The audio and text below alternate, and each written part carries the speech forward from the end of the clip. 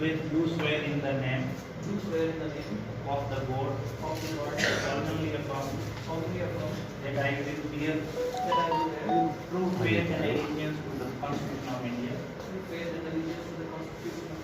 as by law established, as by law.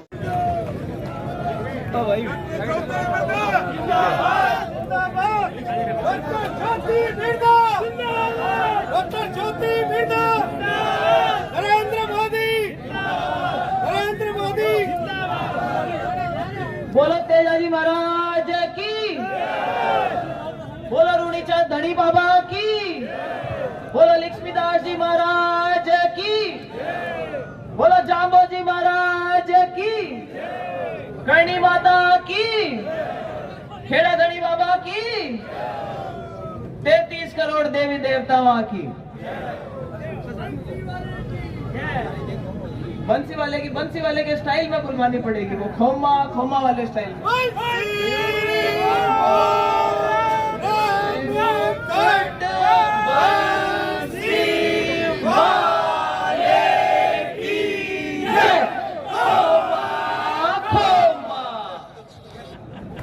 देखो BJP में आने के बाद जो सबसे ज्यादा मजा आया ना, इस खोमा खोमा का आया। और माने आप बार कहीं थोड़ी सीख नहीं पड़ी, पूरी तरह याद को नहीं वास्तव में बंसी जी की आपा कौन बोलाइए। मैं आज मंच पर उपस्थित हमारे पूर्व में सांसद रहे, केंद्र में मंत्री रहे, परम आदरणीय सीआर साहब की जो इस मंच पर उपस्थित हैं, मैं लोगों को यहाँ बताना चाहूंगी कि हमारी चर्चाएं चल रही थी अभी जब टिकटों की बात चल रही थी, और पार्टी का बड़ा मन था कि सीआर साहब नागौर जिले में कहीं ना कहीं से किसी ना किसी विधानसभा सीट से चुनाव लड़े। तो हमारी जब चर्चा चली ऊपर तो उन्होंने बोला कि थोड़ी सी दिक्कत है। मैंने कहा साहब क्या दिक्कत है? बोले उन्होंने खुद ने ही बता दिया कि मैं 75 साल और 4 महीने ऊपर हूं।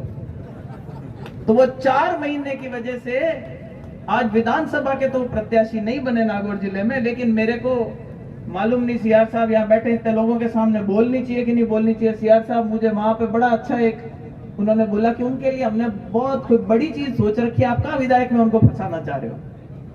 तो मुझे पूरा विश्वास है कि पार्टी ने कुछ अच्छा सोच रखा है आपके लिए।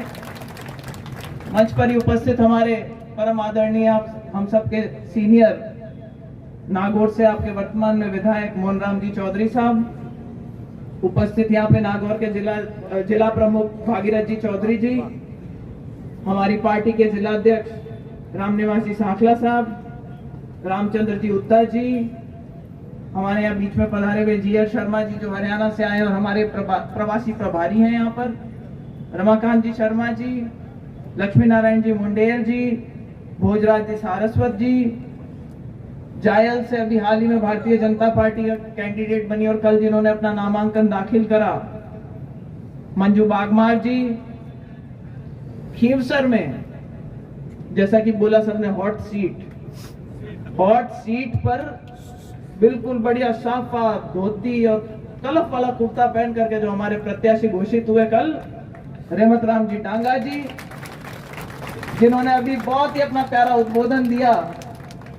मेरे छोटे भाई जगदीश जी बिडिया सर जी जो कहते हैं कि भाई मैं तो बहुत भुगत के आया हुआ हूँ, मंच के साइड में खड़ा होकर के मुंह पिया खा करके टाइम पास करा था रालोपा में।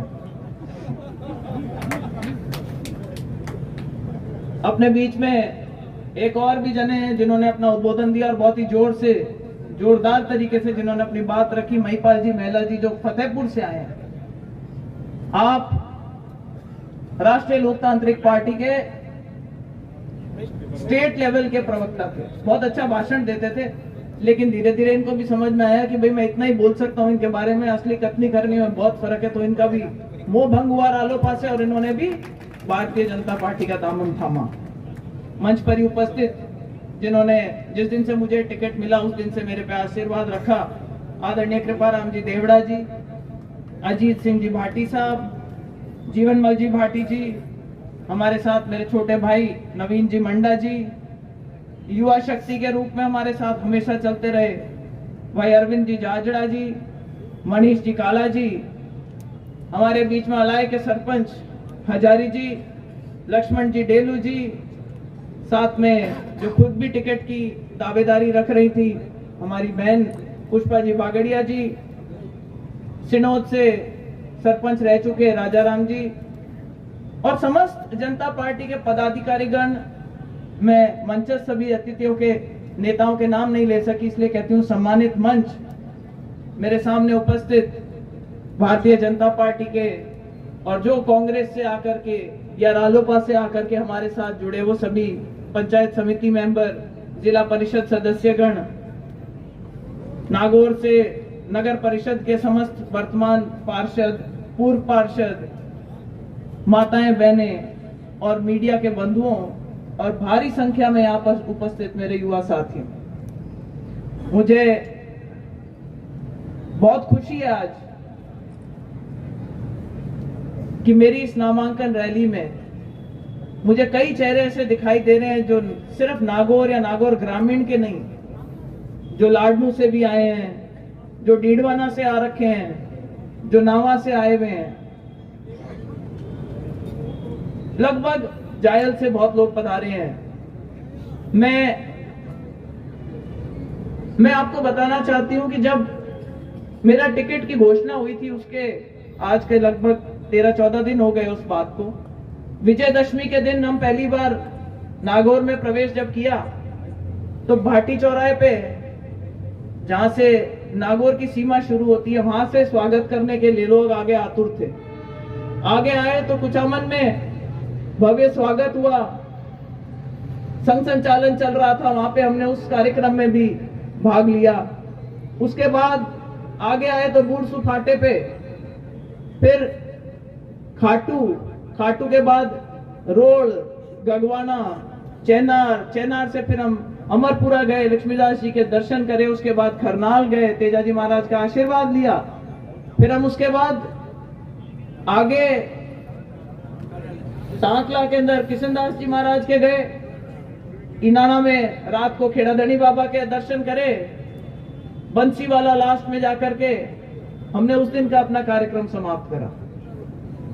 और साथियों, जो जोश पूरे जिले में देखने को मिला, तो मुझे एक बार को तो विश्वास ही नहीं हुआ कि मुझे लोकसभा का चुनाव लड़वा रहे हैं या विधानसभा का। इतना प्रेम, इतना मान सम्मान जो नागौर की जनता ने हमेशा हमारे परिवार को दिया है, जिसकी वजह से एक पहचान बनी मिर्दाओं की। कोई नहीं जानता गांव में बैठे हुए मिर्दा कौन थे अगर आप लोगों ने उनका साथ नहीं दिया होता। और अगर एक नागौर की पहचान बनी पूरी दुनिया में, तो वो इसलिए था क्योंकि आप अपने नेताओं के पीछे खड़े रहे और आपके उन नेताओं ने आपके जो मुद्दे थे उनको उठाया, चाहे वो किसानों का मुद्दा हो, जमीन से जुड़ा हुआ कोई भी मुद्दा हो। 4 पुश्तें आप लोगों के बीच में राजनीति करती आई हैं और आज कोई एक काली टीकी नहीं लगा सकता, कोई बेईमाना का कोई दाग नहीं लगा सकता। लोग अब पीछे कौन से पड़े हुए हैं? जो ये नहीं चाहते कि साफ सुथरी अच्छी राजनीति जिले में हो। 2014 में जब मैंने चुनाव लड़ा तो लोगों ने स्कीम लड़ाई कि ऐसा नहीं हो जाए कि ज्योति मिर्धा जीत जाए। आप लोगों का बहुत आशीर्वाद था मुझ पे उस समय। तो हमारे मुख्यमंत्री जी जो हमारे खिलाफ थे, उन्होंने हनुमान बेनीवाल जी को निर्दलीय खड़ा किया। वो खुद चुनाव नहीं जीते, उनकी जमानत जब्त हुई, लेकिन वो हमें भी चुनाव हरा बैठे। कोई बात नहीं, मोदी जी की लहर थी और बहुत ही एक अच्छे इंसान को आपने चुन करके यहां से लोकसभा में भेजा। उन्होंने हमेशा समाज को आगे बढ़ाने की बात करी, विकास कार्य करवाने के काम करे, समाज के जितने बच्चों को शिक्षा की ओर ले जा सकते थे ऐसी बात करी। फिर समय आया 2019 का, फिर से मोदी जी की लहर थी। भारतीय जनता पार्टी के कुछ नेताओं ने मुझसे संपर्क साधा था कि हम चाहते हैं कि आप भारतीय जनता पार्टी में आ जाएं। कुछ 19-20 हुआ, कुछ लोग इनका समर्थन कर रहे थे और एक गठबंधन हो गया। ये मेरे सामने चुनाव लड़ लिए और यहां से जीत करके लोकसभा पहुंचे। लेकिन साथियों, नारा उस टाइम पर क्या दिया था? उस टाइम पे हमारे जो छोटे भाई थे ना, जो साथ में वानर सेना में घूमते थे, वे कह दियो कि भाई बुआ जी हैं जकाने दिल्ली फुगाओ, फूफा जी के आपने रोटियां का फोड़ा पड़े। मैं देखो भेजा काम कर दियो यार, क्या बे काई हुई तो अबे भाई टाइम बदल गई। अबे फूफा जी आज स्टेज मत ही है मैंने क्यों भी टाइम क्या बुआ जी खाकर आगे आओ आगे तो भाई नरेंद्र जी भी आज यही आश्वासन देने आए हैं। मेरे सासू जी भी, परिवार के और भी लोग बैठे हैं, सबने जिद करके मंच पे बुला लिया। ये आना नहीं चाहते थे मंच पे, पर इन्होंने भी कहा कि भाई ऐसा है, मैं तो एक टाइम खाना खाता हूँ, कोई भी फल के पौधेगा, पर ये तेरे नागौर से जाए बाद जो तेरे भतीजे है ना, किसी को नशे की लत पड़ गई और किसी के कानूनी पीछे कार्रवाइयां हो रही है, तू जाकर के इनको एक बार फिर से संभाल। भारतीय जनता पार्टी की तरफ से न्योता आया, मैंने भारतीय जनता पार्टी ज्वाइन करी और आज आप लोगों को एक बार इस मंच से विश्वास दिलाना चाहती हूँ कि देखो, जिम्मेवारी हर आदमी महसूस करता है। मुझ पे बहुत भार है इस चीज का कि आपने जो परिवार को हमेशा समर्थन दिया। मेरे भी भगवान की दया से एक बेटा है, 12वीं में पढ़ रहा है, पढ़ाई में ठीक ठाक है, फुटबॉल ज्यादा अच्छी खेलता है। पूरा विश्वास है मुझे कि उसका भी कहीं ना कहीं एडमिशन हो जाएगा और इस साल वो भी चला जाएगा। तो बुआ जी बिल्कुल फ्री है भतीजों को ठीक करने के लिए।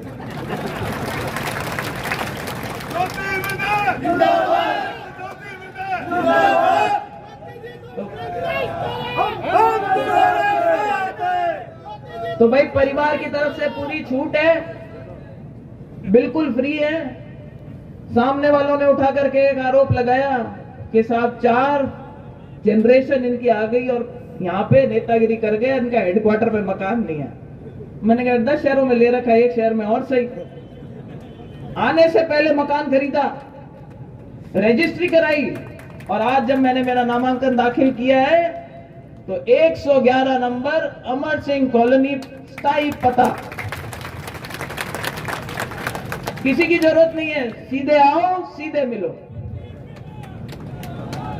तो ये भी ओलबा किसी को नहीं मिलेगा, मेरे किसी कार्यकर्ता को। इसकी भी व्यवस्था करके इस बार नागौर में पैर रखा है अपन ने।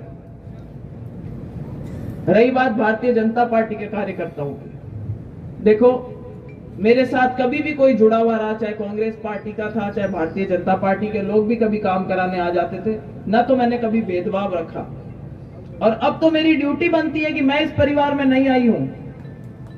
यहाँ पे जो लोग पहले से स्थापित हैं, चाहे वो नेता हो चाहे कार्यकर्ता हो, आपको आगे रख के चलेंगे, आपका पूरा मान सम्मान करेंगे और जो वाजिब काम आप बताओगे उसको करने में आपको प्राथमिकता देंगे। भाई हम भी आए हैं, कांग्रेस से आए हैं, तो कह नहीं कि गुड़ की बेड़ी पड़े जना की रेत ले रही उठ है, तो मां भी आया जना की ले रही आया भी कोई नतीजो है कि आप देखो इतनी बड़ी तादाद में, इतनी बड़ी संख्या में बैठे आप लोग सब विराजमान हो। माँ के बाद 3 घंटा हुई कि सब चालता माया भी थोड़ा मोड़ा ही आ बच्चों भरने पहले गया पड़ा, क्योंकि भाई मुहूर्त वरत को टाइम हुआ नहीं। पंडित कही हुआ कि मन में वो गाल देवे शंका कि मुहूर्त और गाड़ी और की नुकसान हो जावे जना खड़ खप, तो भाभी गिड़गिड़ाहट नहीं रहनी चाहिए मन में। तो बिल्कुल घड़ी देख करके मुहूर्त के हिसाब से मैंने मेरा पर्चा दाखिल कर दिया। आप सबसे आशीर्वाद लेने के लिए आप लोगों के बीच में आ गए और कोई ज्यादा लंबी बात करने की बात नहीं है। भारतीय जनता पार्टी ने बहुत विश्वास जता करके मुझे यहाँ भेजा। हमने तो सोचा था कि भाई शायद एमपी का ही चुनाव लड़वाएगी पार्टी, लेकिन उन्होंने इतना विश्वास रखा, नागौर हेडक्वार्टर पे प्रत्याशी बना करके भेजा आप लोगों के बीच में। बहुत इंपॉर्टेंट जिम्मेदारी मानती हूं मैं इस चीज को कि मेरे नागौर की जो सेंटर है उसमें नागौर विधानसभा और पूरे राजस्थान का अगर कोई सेंटर है तो वो नागौर लोकसभा। तो जो आवाज आप लोगों की आज यहां उठेगी वो आवाज पूरे नागौर में जाएगी और नागौर से वो पूरे राजस्थान में फैलेगी। और मुझे पूरा विश्वास है कि आने वाले 25 तारीख को जब वोट पड़ेंगे तो 2023 की जो राज्य में सरकार बनेगी वो भारतीय जनता पार्टी की बनेगी। आप लोगों के आशीर्वाद, आपकी मेहनत की वजह से बनेगी। हम भी अपना प्रयास करेंगे, जहां कहीं प्रचार प्रसार के लिए जाना होगा हम जाएंगे। मंजू बागमार जी का कल नामांकन था, मैं आपको बताऊं इतनी जोरदार रैली हुई, इतने सारे लोग आए। उससे 2 दिन पहले जायल की तो पूरी बोतल मां खाली कर दी, निवेड़ दी, हाँ भी निवेड़ दी। बोतल से कोई बैर नहीं था, लेकिन जो कहते हैं कि हम संघर्ष करते हैं, हमने पार्टी बनाई, पार्टी तो 2500 बनी हुई है इस देश में, और जिसको आप संघर्ष की संज्ञा देते हो, हम उसको पार्टी नहीं बोल करके मैं उसको कहती हूँ गिरोह है, गैंग की तरह चलाते हो, बच्चों को गलत रास्ते ले जाते हो, मेरे नौजवान साथियों को बरगलाने की बात करते हो, आप उंगलियां उठाते हो कि भर्तियों के अंदर पर्चा लीक हुआ, पर्चा लीक हुआ, उसके अंदर आपके भी तो लोग थे जिनका नाम आया। वो सुरेश ढाका जिसकी फोटो आपके दफ्तर में बैठे हुए सोशल मीडिया पे चल रही थी, जो कि सरगना है पेपर लीक का, वो आपके सामने बैठ करके दांत निकाल करके फोटो खिंचवा रहा है। इसका मतलब कहीं ना कहीं तो आपकी भी उसके साथ में साठगांठ है। और भारतीय जनता पार्टी की सरकार आएगी तो मेरा निवेदन रहेगा हमारे नेतृत्व से कि इसकी पूरी जांच कराओ, दूध का दूध पानी का पानी होए। और जो ये मेरे युवा साथियों को जो बरगलाते हैं कि तुम्हारी नौकरियां कांग्रेस ले गई, अरे कांग्रेस नहीं, तुम भी उसमें भिड़म शामिल हो। आपके यहाँ पे स्पर्धा चौधरी जी का नाम आया। स्पर्धा चौधरी जी कौन है? आरएलपी में आपकी पदाधिकारी थी। आज की तारीख में जिस मुद्दे पे हाथ रख दो, कहीं ना कहीं या तो कांग्रेस की आरएलपी के साथ में घालमेल देखने को मिलती है। आज हमारी टिकट को घोषणा हुए 15 दिन हो गए, भाई कांग्रेस का और आरएलपी का कैंडिडेट क्यों नहीं आया? सावधान रहना, हमें सोचने की बात है। गांव में गट्टे पे बैठा हुआ आदमी सोच रहा है। प्रॉब्लम क्या है कि भाई ज्योति को फिर से कैसे एक षड्यंत्र रच के कैसे उसको घेरा जाए। वो क्या गुणिया मिल नहीं रहा है, इसलिए अभी तक समझ में नहीं आ रहा कैसे लाए। वोटों की गिनती ऐसे मिलाएंगे तो पूरी पड़ेगी, ऐसे लाएंगे तो पूरी पड़ेगी। खैर हम नहीं कहते, कभी बात करते हैं चाचा को सामने लेकर आएंगे, जिन्होंने पहले ही मना कर दिया भतीजी के सामने चुनाव नहीं लड़ूंगा। उनका जब विधानसभा का बाई इलेक्शन था, ज्योति मिर्धा इस नागौर में 20 दिन बैठ करके पूरा उनका चुनाव ईमानदारी से संभाल रही थी। और हरीश चौधरी जी ने अपने भाषण में बोला था कि ये ज्योति मिर्धा ने ईमानदारी से काम किया था, उस बाई इलेक्शन में उसका नतीजा भोगना पड़ रहा है उसको। तो हमने तो अपनी जिम्मेदारी जो थी वो पूरी ईमानदारी से निभाई थी, पार्टी के प्रति पूरी वफादारी रखी थी। अगर कहीं धोखा हुआ तो पार्टी ने ही हमारे साथ किया। आरएलपी की बात करते हैं, कहते हैं बहुत ताकत है, कुछ भी करवा लेते हैं। वो करवाते कैसे है? वो साठगांठ करके काम करवाते हैं। और करवाने का अगर काम था तो मैं कहूं, अगर आपके पास ताकत थी, मुंडवा के प्रधान यहाँ पे बैठे हुए हैं, मुंडवा की पंचायत समिति के अंदर 32 सरपंच सब जगह घूम लिए अपने पैसे लेने के लिए। 32 सरपंच। चवन्नी निधि सरकार ने 75% पैसा सेंटर की सरकार से आता है, 25% राजस्थान की स्टेट गवर्नमेंट को देना होता है। 8 बार इनकी जांच करवाई, 8 बार जांच में क्लियर पाए गए, लेकिन पेमेंट आज भी नहीं हुआ। पूछ लो रेवत जी यहाँ पे बैठे, अगर रेवत जी उनकी पार्टी के अंदर थे, अगर करवाना था तो पहले काम इनका करवाना चाहिए था या नहीं होना चाहिए था, क्या नहीं होना चाहिए था? इसका मतलब कहीं ना कहीं मन में खोट थी कि नहीं थी? और उसका नतीजा क्या हुआ? उसका नतीजा ये हुआ, रेवत जी ने आरएलपी छोड़ी और भारतीय जनता पार्टी में अपने यहाँ पे आए। आज मंच पर अपनी बात रखी, पीड़ा रखी, लोगों के सामने जब बताते हैं, बोले मैं छोड़ना नहीं चाहता था, पर मेरे साथ करी इतनी बुरी कि मुझे छोड़नी पड़ी। मैं ये सब इसलिए बता रही हूं क्योंकि मेरी एक मंशा है। आप सभी युवा साथियों के अगर आप 2-3 पीढ़ी पीछे चले जाओगे तो आपके परिवारों ने हमारे परिवारों को कहीं ना कहीं वोट दिया है, हमारा सपोर्ट कर रखा है। जो आरएलपी में भी है उन लोगों ने भी। और मैंने मेरे राजनीतिक जीवन की एक नई पारी शुरू करी है भारतीय जनता पार्टी ज्वाइन करने के बाद। तो अपन तो बिल्कुल नया रजिस्टर, बही खाता, टेबल कुर्सी लेके बैठे। आओ भारतीय जनता पार्टी को ज्वाइन करो, हमारे हाथ मजबूत करो, राष्ट्र निर्माण में हमारी मदद करो। आप पहले अगर गलत रास्ते चले गए थे, आरएलपी की तरफ चले गए थे, आपको भी नहीं होता है कि आए साफ सुथरी राजनीति करेंगे। जिले का जो पूरा हमारा मान सम्मान, आज हमारी बहन बेटियों के बारे में मंच पे चढ़ के कोई नेता ऐसी भाषा बोले तो मुझे बताओ सभ्य लगती है क्या? किसी को गंवाना है? हम बात करते हैं, आज आप मेरे सामने विराजमान हो। मान लिया कि भाई कोई युवा बच्चे होते हैं, खुश हो जाते हैं गाली गलौज करने से, ताली वाली बजाने से, लेकिन आज जमाना ऐसा है कि मैं आपके सामने बोल रही हूं, लेकिन दुनिया भर में कई जगह मोबाइलों पर आज इसका सीधा प्रसारण लोग देख रहे होंगे। और जब वो लोग सुनते हैं अपने ही समाज की, आप ही के नेताओं के जो बच्चे हैं या उनकी जो बहन बेटियां उनके बारे में इस प्रकार की भाषा सुनते हैं, तो वो भी क्या सोचते होंगे, यार इनके समाज के नेता ऐसे। नागौर के अंदर MP बने हुए ऐसे, ये भाषा, तो कहीं ना कहीं सारी दुनिया इस चीज को देखती है, आप लोग भी इस चीज को समझते हैं। हमारी इच्छा एक पॉजिटिव राजनीति करने की है, लोगों को जोड़ने की, एक साफ सुथरी राजनीति करना चाहेंगे। मेरे से पहले मोहन जी यहाँ से रहे, थोड़े सीधे पढ़ते थे, ये खुद ही कहते हैं हमारे में थोड़ा करंट कम है, बस और कोई कमी नहीं है। तो मोहन जी साहब आपने बताना चाहूंगे हमारे में 240 वोल्ट करंट है, 440 जरूरत पड़ी तो करंट भी काट दे, 440 ले लो, कोई दिक्कत नहीं। पर बात यह है कि तब जरूरत पड़ती है जब जरूरत पड़े तभी करो, वरना अपनी सभ्य राजनीति, साफ सुथरी राजनीति रखेंगे, देश को आगे बढ़ाने की बात करेंगे, हमारे नागौर को आगे बढ़ाने की बात करेंगे। शहर में कई मुद्दे हैं, यहाँ पे आज बहुत से लोग हैं जो शहर से आए हैं। अमूमन लोग कहते हैं कि शहर के लोग सभाओं में आते नहीं है, पर आज देखो कितनी बड़ी संख्या में शहर के लोग यहाँ आए हैं। शहर की और ग्रामीण की समस्याएं अलग अलग तरीके की है। हमारे शहर में क्या मुद्दे हैं? आज हमारा रेलवे ओवरब्रिज जो सीआर साहब के टाइम पे ओके हुआ था, वो आज भी अटका हुआ है। हमारी कोशिश रहेगी कि भाई केंद्र में कोशिश करके उसको टेंडर करवा करके वापस से उस काम को शुरू कराया जाए। मेरे टाइम पर यहाँ पे हॉस्पिटल के पैसे मिले थे, नया हॉस्पिटल बनने की शहर में जरूरत जगह नहीं थी, थोड़ा दूर पड़ा है। आने वाले टाइम में शहर वहां तक बढ़ जाएगा, उसमें कोई दो राय नहीं है, लेकिन आज लोगों को थोड़ी सी असुविधा होती है। सबकी एक मंशा है कि जो पुराना अस्पताल था वहां पे एक आउटडोर या सैटेलाइट अस्पताल शुरू हो जाए। मेरा पूरा प्रयास रहेगा कि वहां पे एक अस्पताल शुरू हो, एक आउटडोर हो, जनाना अस्पताल, कुछ भी ऐसी व्यवस्था हो जाए कि ज्यादातर छोटे मोटे कामों के लिए लोगों को दूर तक नहीं जाना पड़े। शहर की अगर हम शक्ल देखें, भारतीय जनता पार्टी की सरकार आएगी, हम भी चाहेंगे अच्छी सड़कें बने, हम भी चाहेंगे यहाँ रोड लाइटें लगे।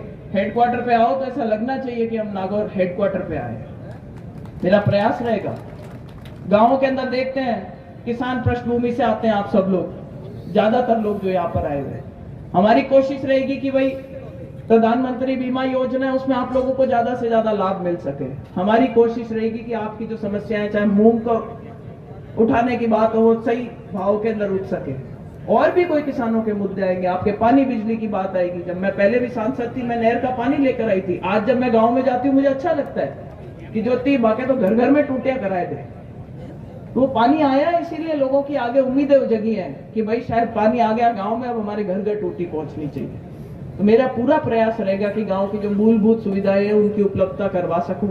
चिकित्सा की बात हो, स्कूलों में मास्टरों की बात हो, किसी स्कूल की क्रमोन्नति की बात हो, कोई पशु चिकित्सालय की बात हो, मेरा प्रयास रहेगा कि मैं आप लोगों की आगे से आगे मदद कर सकूं। मंच पे बैठे सभी नेताओं का मार्गदर्शन मिलता रहेगा। ये लोग यहाँ से ज्यादा जुड़ाव रखते हैं, गली मोहल्ले तक की समस्या इनको पता है।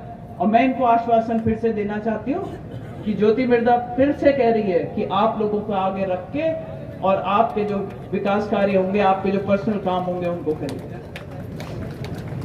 और लंबे भाषण देने का टाइम नहीं है। हम आए थे जब देव दर्शन का कार्यक्रम करा, गांव में गए, बहुत सी जगह दर्शन करने को मिले, लगभग अगले बाप जी मैंने आशीर्वाद दे दियो भाई। अब जनता जनार्दन है, जगह को आशीर्वाद बाकी है, वो मिली 25 तारीख करके मिली। आप लोग गांव में जाओ, ज्योति मिर्धा बढ़ो, हमारे नाम वोट मांगो भी उम्मीद। माँ को भी प्रयास रही अगली जगह गांव ढाणी तक पूग सका, आप लोगों का दर्शन कर सका, मिनका का दर्शन कर सका। पर भोलाऊं जकी है वो आप लोगों ने देनी चाहूं कि आप जब कटे गांव में, शहर में, गली में पधारो, ज्योति मिर्धा बल एक हमारा नाम वोट मांगो। मैं कहूं आप हमारे वास्ते 1 कदम बढ़ाओ, मैं आप वास्ते 4 कदम बढ़ाऊंगा। राज तो भारतीय जनता पार्टी को आई, इनमें कोई शंका को नहीं, मने तो कोई नहीं, कोई ने है तो बताओ, कोई शंका है कहीं? राज तो आई, पक्की बात है। रापा भी में जोरदार भागीदारी निभावा, घना ही विकास कार्य करवाऊं आपकी दे। तो माने भी जिताओ, रेवत जी ने भी आप पे कोई सगा गनाई था, रिश्तेदार की कोई बात हुए तो आप सगला ने कहो कि भारतीय जनता पार्टी ने वोट दो। मंजू जी ने भी जिताओ। मारो आप लोगों को वही निवेदन है, आप सगला का अटे दर्शन हुआ, आप सगला अटे पधारिया, लगभग 3 घंटा 3.5 घंटा सभा चल रही है, तब व्यवस्थित तरीका हुआ आप लोग सगला अटे विराजमान रिया, माँ की बात सुनी भी के वास्ते आप सगला को बहुत बहुत धन्यवाद करनी चाहूँ। अरे कर फेरू जोरदार तरीका हूं मैं, भारत माता की जय बुलाऊला और करंट काट दीजिए थोड़ो, होनी नहीं चाहिए ठेठ कलेक्ट्रेट के पास। बोलो भारत माता की, भारत भारत माता की धन्यवाद।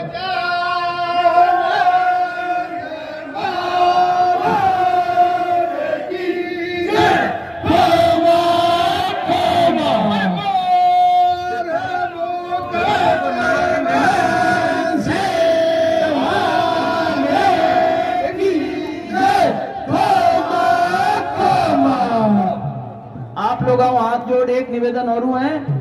6 तारीख को रेवत जी को नामांकन है। आप सगला ने बेटे चाल अब बोतल का जगह का कह बोतल फोड़ रही है जोरदार तरीकों। आप सभी पधारे, उस सभा को भी सफल बनाए। आप सबका बहुत बहुत आभार, बहुत बहुत धन्यवाद। दोस्तों, क्या आपका भी सपना है कि जयपुर जैसी ड्रीम सिटी में आपका छोटा सा घर हो? अगर आपका जवाब हाँ है तो आप जयपुर में मात्र 2.5-3 लाख रुपए से इन्वेस्ट करके फ्लैट बुकिंग करवा सकते हैं और बाकी का जो 90% है उसको छोटे छोटे रूप में ब्याज के पेमेंट करके आप 3 साल के बाद डिलीवरी ले सकते हैं। और इसके बारे में अगर आपको अधिक जानकारी चाहिए तो आप हमसे संपर्क करें, नीचे मेरे नंबर दिए हुए हैं।